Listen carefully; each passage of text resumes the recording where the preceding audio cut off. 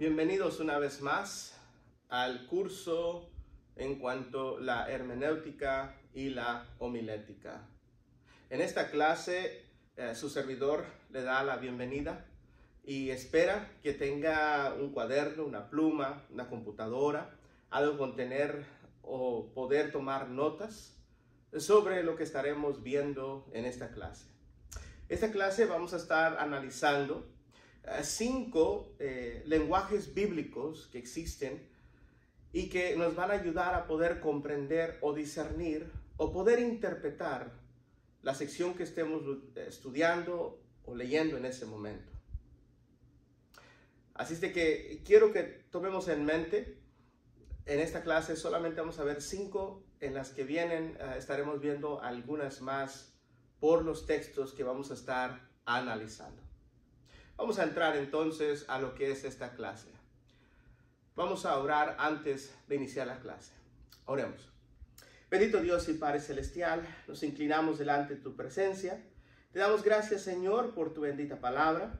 Te rogamos, Señor, que nos dé la sabiduría, el tacto, el conocimiento para poder estudiarla y poder discernirla de la mejor manera. Padre bendito, pedimos, Señor, que seas tú, Padre, que hable a través de mí, que pueda usar palabras simples, sencillas, para poder explicar y ayudar a otros a entender, Padre, lo que tu palabra dice. Gracias te damos por este privilegio, esta oportunidad. En el nombre de Cristo nos encomendamos a ti, te damos gracias por todo, Señor. Amén. Bueno, amados, vamos entonces a estudiar este lenguaje bíblico que les mencionaba. Y quiero empezar haciéndoles una pregunta, o quiero mejor empezar que consideremos esta pregunta. ¿Qué son figuras literarias? No sé si usted alguna vez ha considerado la palabra literarias o la frase figuras literarias, pero quiero que la analicemos. Déjeme le doy la definición. Según las figuras literarias son también conocidas como figuras retóricas. Son formas no convencionales que emplean las palabras para dotarlas de expresividad, vivacidad o belleza, con el objeto de sorprender, emocionar, sugerir o persuadir.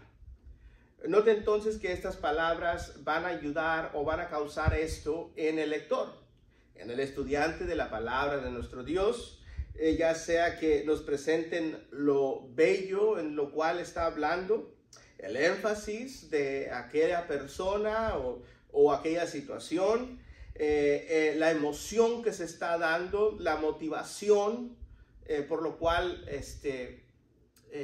usted y yo seremos persuadidos. Entonces, figuras literarias existen todo a través de la Biblia.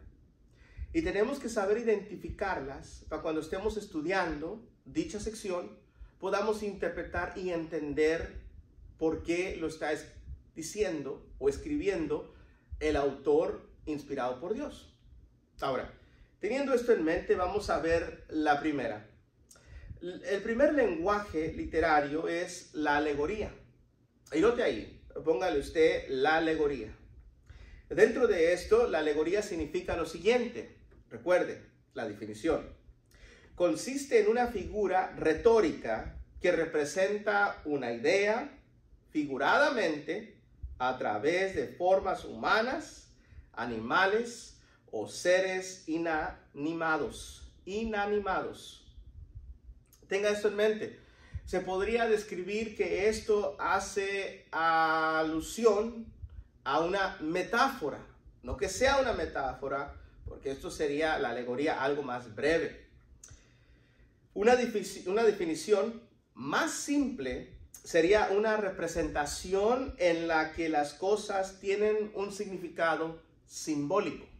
Entonces, una alegoría es algo que representa, algo que la escritura le va a dar a usted como algo simbólico, y existe mucho dentro de la palabra de nuestro Dios.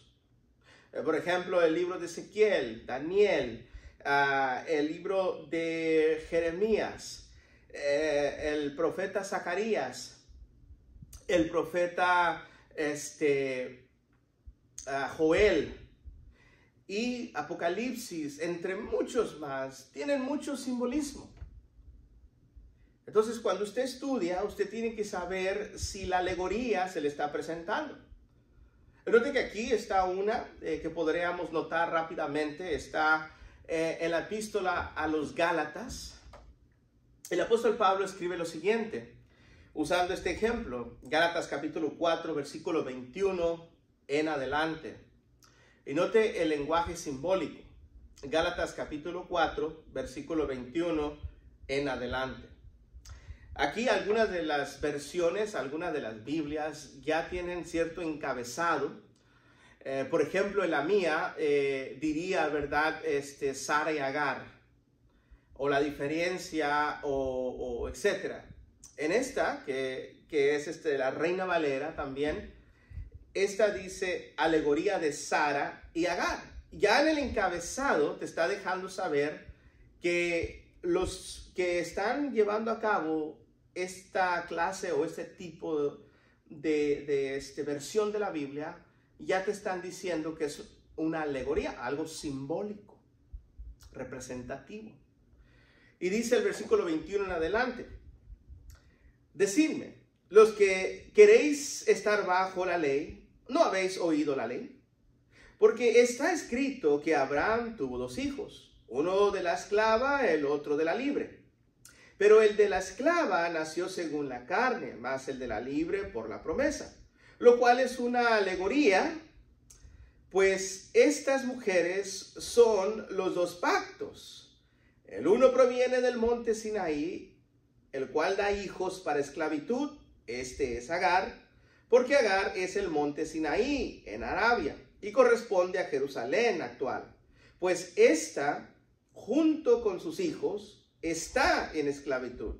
Mas la Jerusalén de arriba, la cual es madre de todos nosotros, es libre.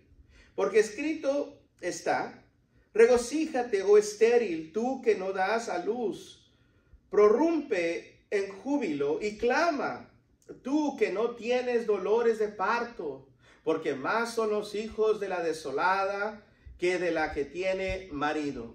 Así que, hermanos, nosotros como Isaac somos hijos de la promesa, pero como entonces el que había nacido según la carne perseguía el que había nacido según el Espíritu, así también ahora.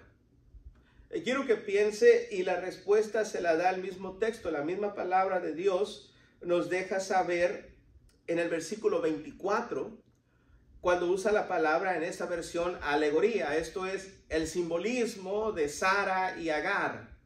Lamentablemente hay muchas personas que leen este texto del mundo religioso y concluyen que entonces son hijos de aquellos que vienen de Ismael, de Agar, para decir que esos sí son los hijos verdaderos de la promesa. Estos son los musulmanes. Ellos creen que vienen de dicha descendencia y claman decir que ellos vienen del hijo de la promesa. Bajo la inspiración divina, el apóstol Pablo nos revela que estas dos mujeres representan algo. Y esto que representa el versículo 24 son los dos pactos. Y estos dos pactos que usted y yo entendemos, según el versículo 24, nos deja saber el antiguo y el nuevo. Entonces, Agar era del antiguo, de la carne, lo físico, aquello que involucraba ofrenda o sacrificio de animal, aquello que involucraba el ser circuncidado al octavo día, aquello que involucraba el llevar los ritos, los principios y todo bajo la ley, según que se le dio a Moisés. Ese es el antiguo pacto. Esa es la antigua familia, esa es el antiguo pueblo de Dios. Pero en Sara, el verdadero hijo de la promesa, en Sara vendrían entonces todas las bendiciones, vendrían entonces todos los beneficios y vendría en efecto el nuevo pacto. Que cuando vemos este simbolismo, estamos viendo que Sara, aquella que daría a luz a Isaac, al hijo de la promesa, eso es simbolismo o representativo de Cristo. Cuando usted vea una sección de tal manera, usted va a poder entonces entender que no es literal hablar de Sara y de Agar, sino lo que simboliza. Eso usted lo va a encontrar otra vez en los libros que le mencionaba, como Daniel, Ezequiel, Zacarías, por mencionar algunos, entre otros, donde usted va a encontrar tal vez que habla de dos montes, tal vez que habla de dos águilas, tal vez que habla de dos ramas, tal vez que habla... Todo eso es lenguaje, de lo cual nos dice es alegoría. Son algo que representa, algo que simboliza. Entonces tenga eso en mente cuando usted estudie la palabra de Dios. Hay muchos ejemplos, amados. Déjenme le doy otro, en lo cual el apóstol Juan usa esta clase de lenguaje. Desde Juan capítulo 3, por ejemplo, por agarrar alguna sección, vemos ahí que el Señor habla de cierta enseñanza para poder dar a conocer algo, pero como es simbólico, la persona lo toma literal. Entonces en Juan capítulo 3, si usted me acompaña ahí a Juan, noten sus Biblias, tal vez ha estudiado esto, tal vez no, pero quiero que lo tenga en mente. Juan capítulo 3, del 1 en adelante, había un hombre de los fariseos que se llamaba Nicodemo, un principal entre los judíos. Este vino a Jesús de noche y le dijo: Rabí, esto es maestro, sabemos que has venido de Dios como maestro, porque nadie puede hacer estas señales que tú haces si no está Dios con él. Respondiendo Jesús le dijo: de cierto te digo, que el que no naciere de nuevo no podrá ver el reino de Dios. El lenguaje que usa nuestro Señor Jesucristo es un lenguaje simbólico en el aspecto de no un nacimiento físico como un nacimiento de una madre a un hijo o a una criatura.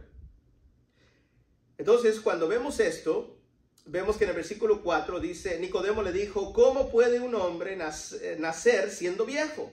Pues de acaso debe entrar por segunda vez en el vientre de su madre y nacer. Note que lo que Jesús le está hablando, el lenguaje que está usando, al escuchar la palabra, el que no naciere de nuevo, él está pensando un nacimiento, una vez más, aquello que es humanamente hablando, un nacimiento donde sale la criatura del vientre de la madre. Lo cual Jesús tiene que aclarar para poder explicar a qué se está refiriendo. No es ese tipo de nacimiento. No es de la manera o el nacimiento que hace alusión a cuando la mujer va a dar a luz. No, no es eso.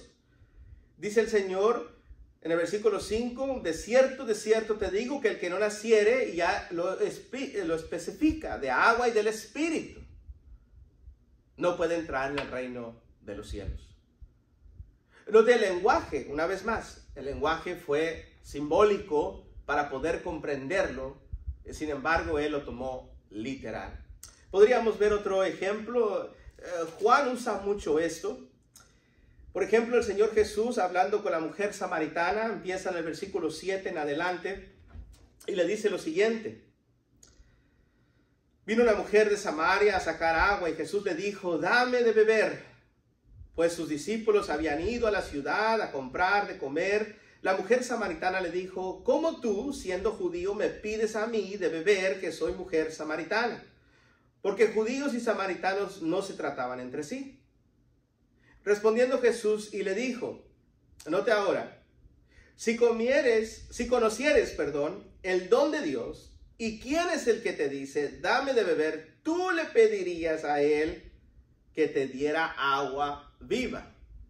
Ahora el Señor está hablando simbólicamente otra vez, usando esta clase de lenguaje. La mujer lo toma una vez más literal, como Nicodemo. La mujer le dijo: Señor, no tienes con qué sacarla y el pozo es hondo. ¿De dónde pues tienes el agua viva? ¿Acaso eres tú mayor que nuestro padre Jacob, que nos dio este pozo, de cual bebieron él, sus hijos y sus ganados? Ahora Jesús viene una vez más y contesta: Respondiendo Jesús le dijo, cualquiera que bebiere de esta agua volverá a tener sed.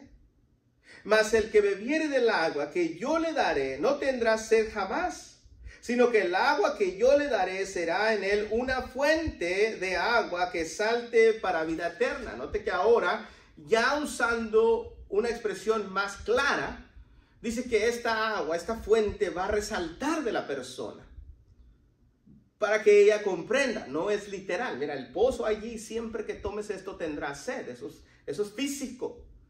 Yo estoy hablando de lo físico.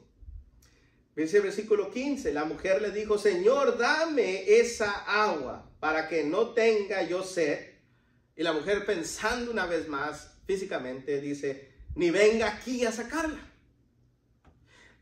Una vez más, amados, yo quiero que tengamos en mente, hay gente como Nicodemo, como la mujer samaritana, como los fariseos que vamos a ver ahorita en el capítulo 6, que toman las cosas literales.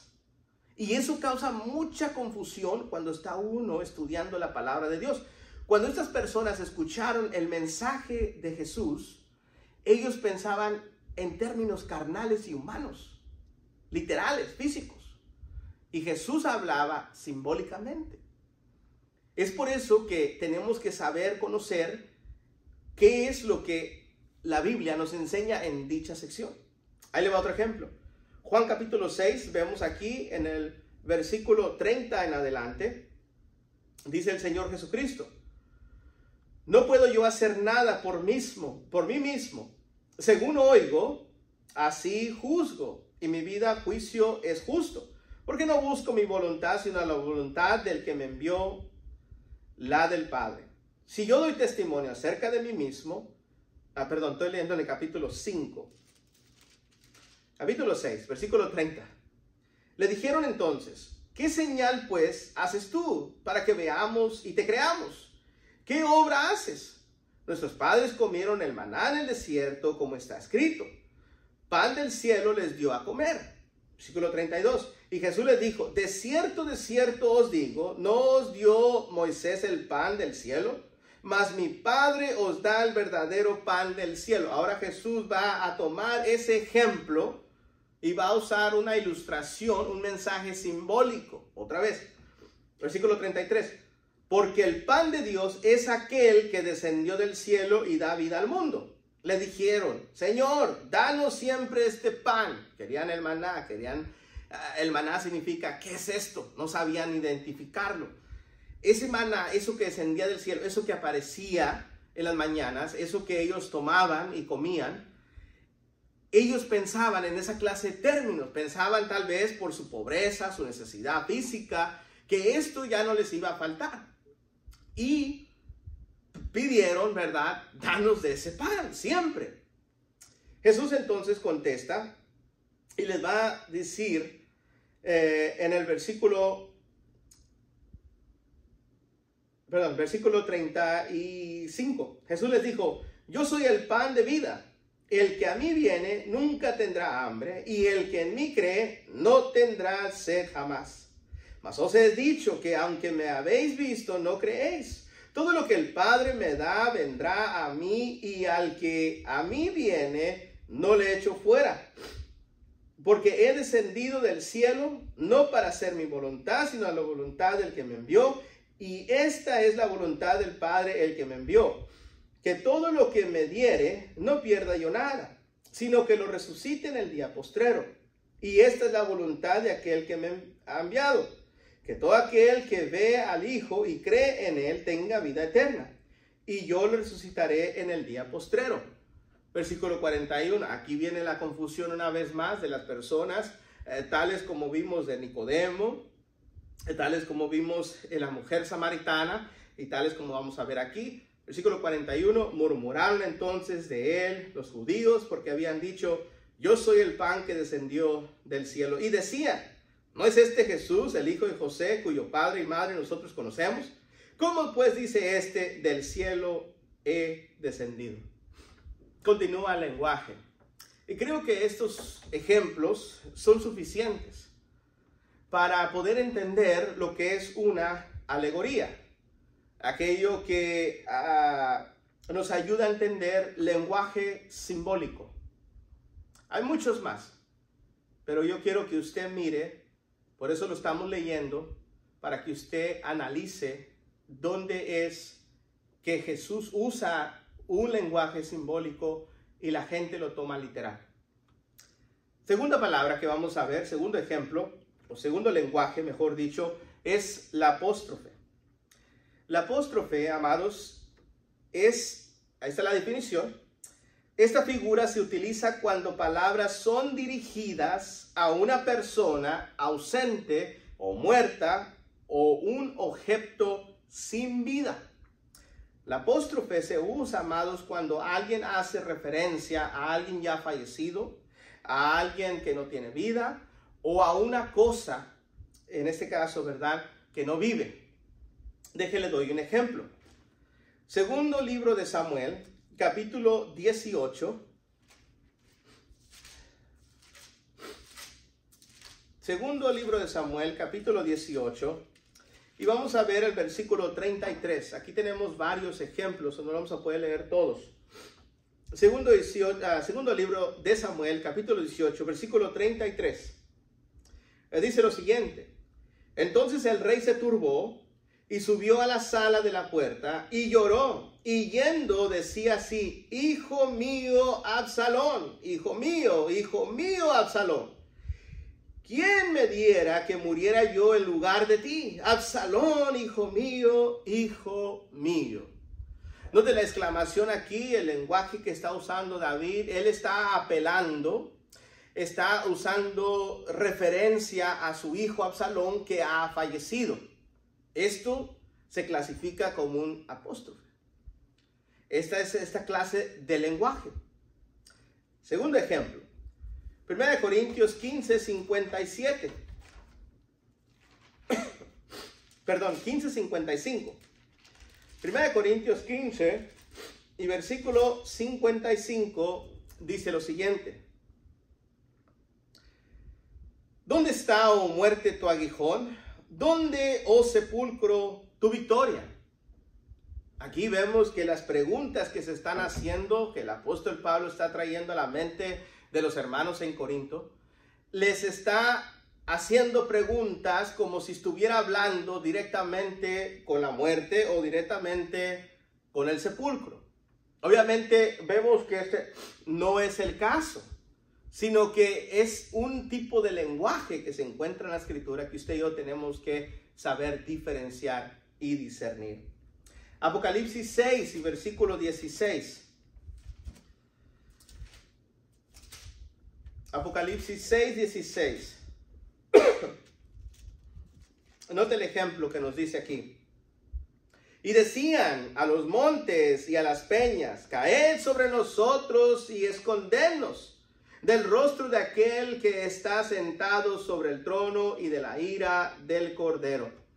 Aquí vemos que esta misma referencia se encuentra en Oseas capítulo 10, versículo 8, donde se está clamando por la situación, por la circunstancia que se está viviendo. Las personas claman a los montes como si los montes les escucharan. Esto es hablarle a algo que no tiene vida. Es esta clase de lenguaje, apóstrofe. Jeremías 47 y versículo 6. Jeremías 47 y versículo 6. El profeta Jeremías dice lo siguiente. Oh espada de Jehová, ¿hasta cuándo reposarás? Vuélvete a tu vaina, reposa y sosiágate. En este caso, igual manera, aquí pareciera que el profeta está hablando directamente con la espada, directamente con aquello que está trayendo juicio, pero es el lenguaje en lo cual usted y yo podemos ver es referencia a algo que no tiene vida. Y esto es muy importante también saber, porque podemos denotar que no solamente es una apóstrofe, sino también una alegoría. Es algo simbólico. Pero pareciera el lenguaje está hablando directo con algo que no tiene vida. Vamos a dejar los ejemplos ahí. El último ejemplo que podríamos ver para su consideración sería Lucas 23, versículo 34 al 35. Lucas 23, versículo 34 al 35. Escríbalo ahí en sus notas, téngalo, anótelo, son ejemplos. Usted va a encontrar mucho más dentro de las Escrituras. El tercer lenguaje que encontramos dentro de la palabra de nuestro Dios es el elipsis. El elipsis, amados, esta palabra significa omitir. Así de simple, es una omisión. Entonces, cuando el elipsis lleva a cabo algo que omite lo demás, según la gramática, uno tendrá que ponerle o agregarle para poder comprender lo que es el resto de esa oración que se encuentra en las Escrituras. En ocasiones también, amados, el omitir de esta situación que podríamos ver es cuando la persona toma un tema y de repente cambia de tema. Hay un contraste de esto, ¿okay? No quiero que se me vaya a confundir. Hay un contraste y ahorita vamos a ver un ejemplo de esto, de lo que es omisión. El contraste sería que encontramos en Judas. Judas capítulo 1, versículo 3. Encontramos que Judas tiene en mente un tema, pero va a cambiar. Y luego dice por qué. Ese es el contraste. El ejemplo sería que tiene un tema y lo omite. Omite el resto de las palabras. Pero tú y yo debemos de deducir qué significa esto. El elipsis ha causado muchos problemas. ¿Okay? Quiero que tenga esto en mente. Note el ejemplo. Judas 1, versículo 3 es el contraste. Dice, amados, por la gran solicitud que tenía de escribiros acerca, eso es lo que dice Judas, yo quiero escribirles sobre nuestra común fe o nuestra común salvación. Me ha sido necesario escribirlo. Aunque yo tenía en mente este tema, dice Judas, es más necesario que yo les escriba de esto. Hace el cambio de tema, exhortándolos que contendáis ardientemente por la fe que ha sido una vez dada a los santos. Y luego va a decir la razón. Versículo 4. ¿Por qué? ¿Cuál es la razón? Porque algunos hombres han entrado encubiertamente, los que desde antes habían sido destinados para esta condenación, hombres impíos que convierten en libertinaje la gracia de nuestro Dios y niegan a Dios, el único soberano, y a nuestro Señor Jesucristo. Cambia de tema por la necesidad que se le presenta. Ese sería el contraste de lo que es un elipsis. El elipsis es, hay una oración, ya sea algo se omite o se cambia de tema. Una de las cosas que ha afectado en el mundo religioso es el entender qué es lo que conlleva cuando se expresa la Escritura en decir, por ejemplo, el que creyere y fuere bautizado será salvo. La palabra omite lo que es más la explicación o la definición de creer. Y eso causa que muchas personas concluyan, eso es Marcos 16:16, causa que muchas personas concluyan hoy en día y en tiempos atrás que solo se necesita creer. Creer que Jesús es el Hijo de Dios, creer que Jesús va a cambiar mi vida, creer que Jesús va a venir a salvarme sin que yo tenga que hacer nada. La omisión dentro de la expresión esa de más explicación o de lo que significa fe causa que muchos tropiezan. Por ejemplo, uno de los pasajes que también se usa mal usado, mejor dicho, ¿verdad? Es Romanos 10, versículos 9 y 10. Dice Romanos 10, versículos 9 y 10, que si confesases con tu boca que Jesús es el Señor y creyeres en tu corazón que Dios le levantó de los muertos, serás salvo. Porque con el corazón se cree para justicia, pero con la boca se confiesa para salvación. Ese pasaje omite lo que es el proceso de llegar a la salvación. lo que está declarando es lo mismo que Hechos 8:37. Cuando el eunuco le pregunta a Felipe, ¿hay algo que impide que yo sea bautizado? Felipe le dice, ¿crees? El eunuco dijo, creo de todo corazón que Jesús es el Hijo de Dios.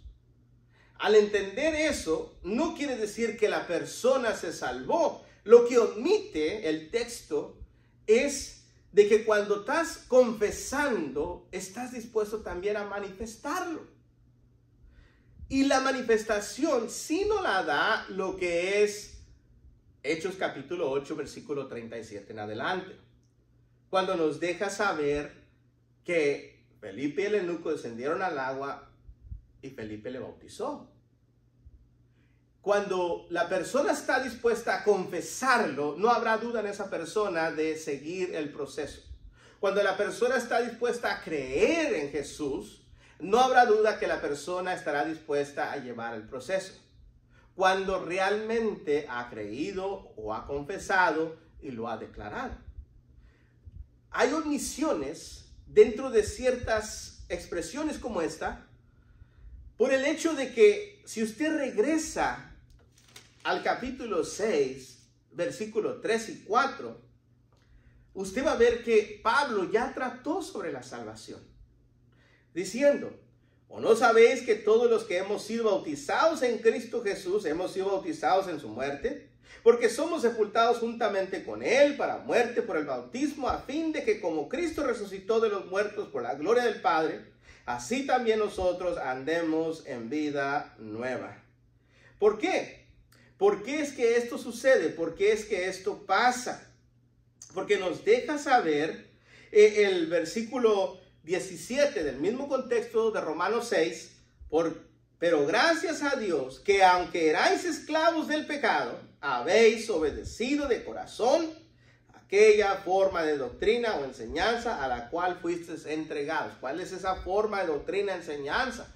Estuvo la persona expuesta a comprender a Cristo, a confesarlo, a arrepentirse de sus pecados, a confesarlo, mejor dicho, y en la confesión no había problema de ir al agua y ser bautizado o bautizada para el perdón de sus pecados. Pablo, cuando habla en Romanos 10, está resumiendo, está omitiendo otras cosas para que la persona comprenda. En este caso, el cristiano en Roma, a la cual fue escrita, entendiera que cuando él confesó, él entonces se salvó por el proceso que conllevó, de lo cual ya le recordó. Lamentablemente es por no entender ni el contexto ni el lenguaje que se concluye mal. Entonces es muy importante tener en mente lo que es el elipsis, lo que es la omisión que puede venir o darse a manifestar dentro del texto. Entonces tenga eso en mente. Vamos a ver, número 4, moviéndonos con el lenguaje. El eufemismo. Eufemismo. Esta palabra, ahí va la definición, consiste en expresar con suavidad o decoro una idea que bien podría ofender a los lectores o oyentes. Entonces, cuando alguien usa el eufemismo, es cambiar una expresión por otra que sea más apropiada, para no ofender a alguien. Por ejemplo, Moisés usa esta clase de lenguaje en Deuteronomio. Deuteronomio 23:13 dice lo siguiente. Deuteronomio 23 y versículo 13. Tendrás también entre tus armas una estaca, y cuando estuvieres allí fuera, cavarás con ella, y luego al volverte cubrirás tu excremento. Y quiero que vea lo que le está explicando Moisés al pueblo. Según las diferentes versiones, usted va a encontrar diferentes expresiones. Aquí vemos que la Reina Valera usa excremento, para no usar algo más ofensivo o algo más de lenguaje común. ¿Sí? So, tenga eso en mente. Otro ejemplo sería primer libro de Reyes, capítulo 18, versículo 27. Primer libro de Reyes, capítulo 18, versículo 27. Dice la palabra de nuestro Dios. Y aconteció al mediodía que Elías se burlaba de ellos, diciendo: gritad en alta voz, porque Dios quizá está meditando, o tiene algún trabajo, o va de camino, tal vez duerme, y hay que despertarlo.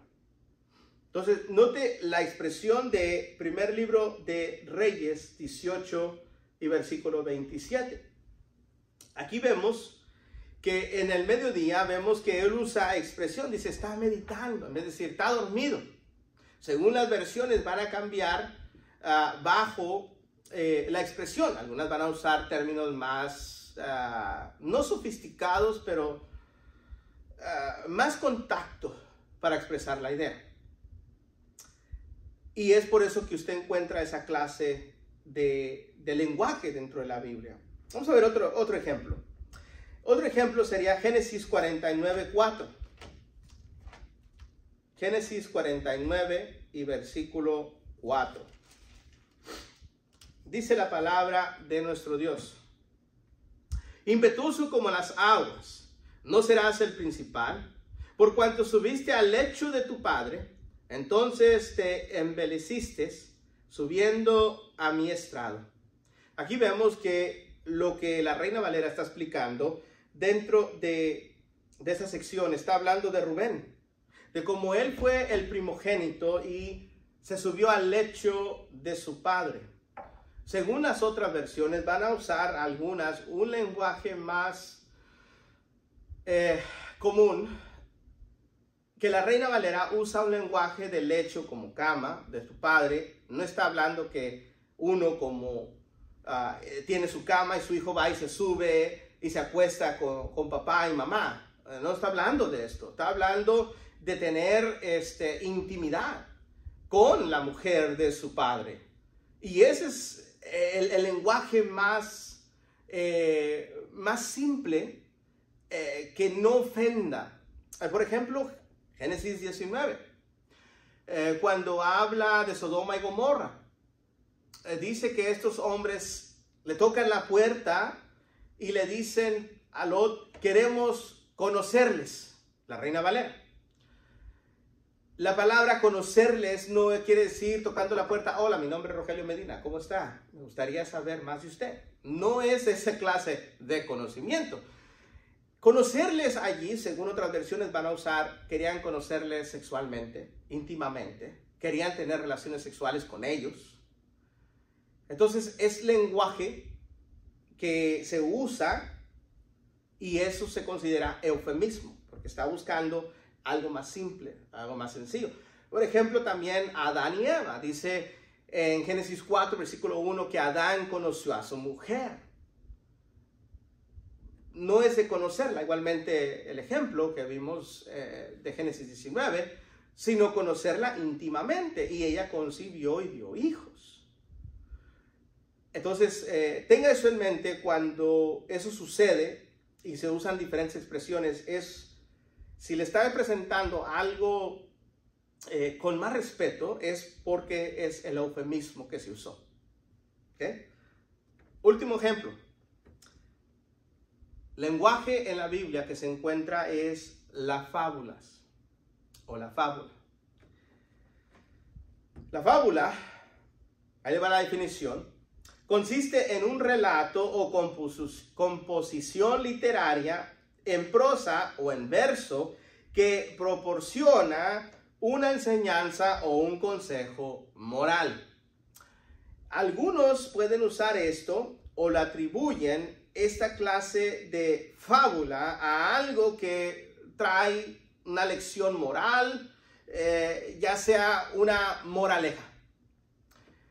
Y las moralejas o las fábulas son cosas inventadas, cosas usadas, que van a tener un principio o una enseñanza. algunos dicen, amados, les voy a dar una moraleja y dan una ilustración, una historia que tiene algo que ver, pero que no es verídica. No hay evidencia que eso realmente sucedió, solamente por la enseñanza que conlleva. Entonces, esto es algo muy importante, amados, saber también, porque entonces entra uno a querer establecer algo como si fuera directo de Dios cuando es una fábula, cuando esto ha sido inventado o puesto. Por ejemplo, Judas 1 y verso 9, este pasaje ha causado mucha confusión en la gente, en los estudiantes de la palabra de Dios, y tal vez usted haya tenido o tenga dudas de este pasaje. Note lo que dice.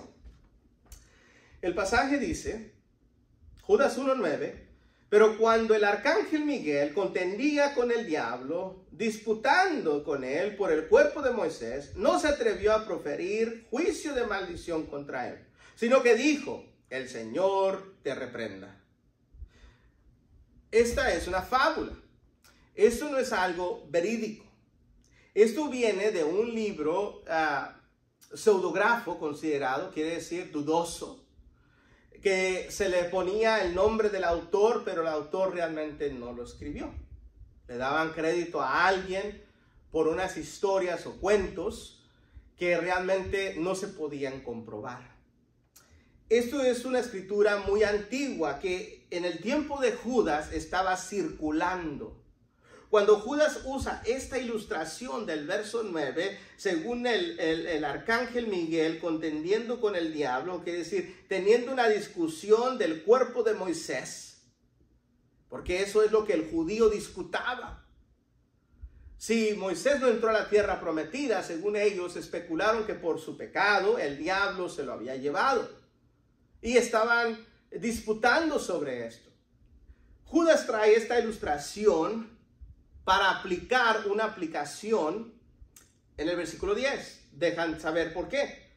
Pero estos blasfeman de cuantas cosas no conocen, y en las que por naturaleza conocen, se corrompen como animales irracionales. Note que aquí la fábula es una historia no verídica, no acreditada, no se encuentra realmente la evidencia de ella, pero se usa, en este caso se usó como una ilustración. Es un cuento que tenía una aplicación.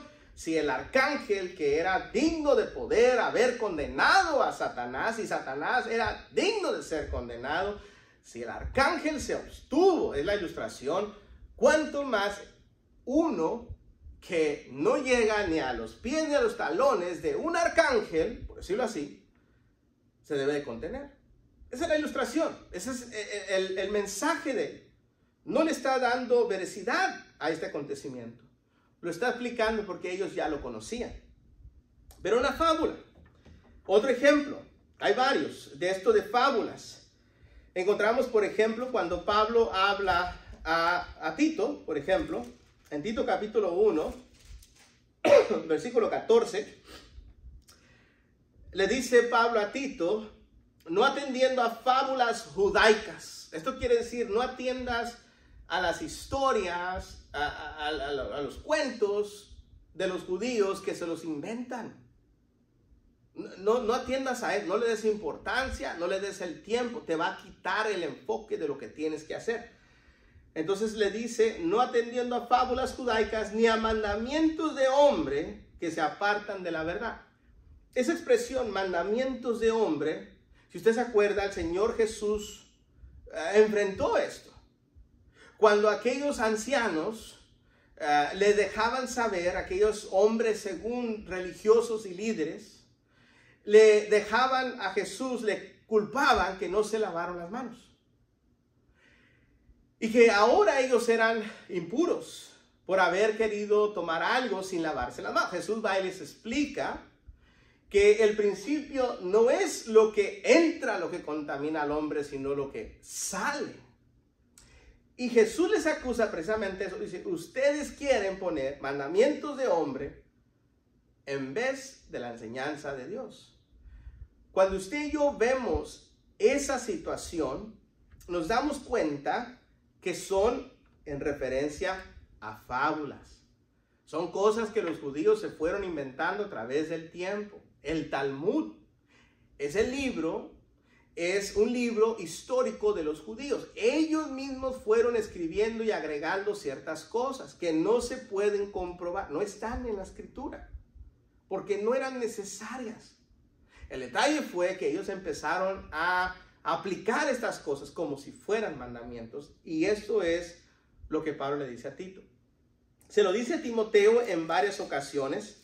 Por ejemplo, en 2 Timoteo 4:4, siendo una de ellas, le dice: y apartarán de la verdad del oído y se volverán a fábulas. Las personas que no pueden sufrir la sana doctrina, el mandamiento, la enseñanza directa y pura, van a querer escuchar cosas que sean nuevas tal vez, llamativas, y que no hablen tanto de transformar o cambiar.